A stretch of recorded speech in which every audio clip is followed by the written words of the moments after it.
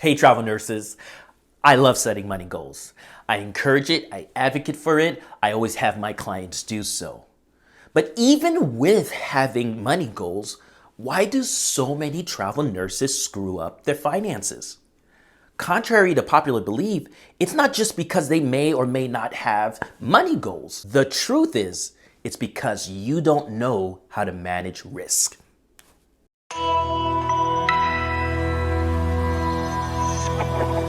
So a couple of videos ago, we talked about how having an investment account, investing your money, whether it's in a brokerage account, your IRAs, wherever. We talked about that not being a financial plan, that it's just an action to generate income, to increase assets. But you having investments outside of having a strategy is not an adequate financial plan. So how do you create a financial plan? Is it just setting up goals and then ticking them off until they're all completed? Well, the answer is no.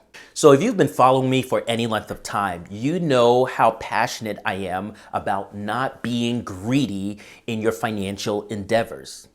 The trap with just setting goals is that goals are typically just fueled by financial desire. We're talking about money goals, right? So they're fueled by financial desire, and they tend to be overly optimistic. Today, I want to switch your mindset to that more of a firefighter, a health inspector, somebody who looks out for risk, violations, and then puts a plan in place to mitigate them. In essence, I want to switch your money mindset to that of being a risk manager. Well, to put it quite simply, there are inherent financial risk or financial implications of just living your life, being alive, and there are also inherent risks, financial implications of dying.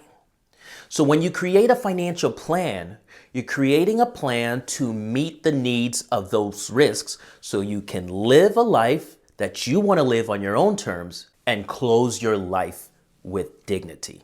So how can you be an effective risk manager when it comes to your finances? So a good risk manager is asking questions.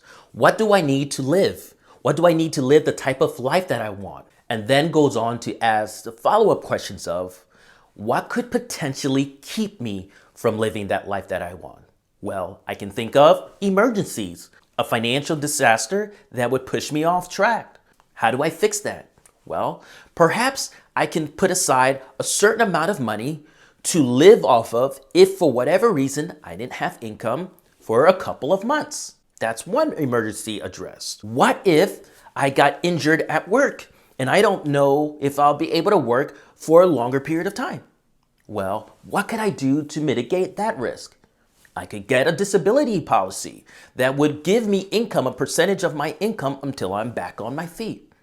Or what would happen if I got to a certain age and I didn't want to work anymore or I couldn't work anymore?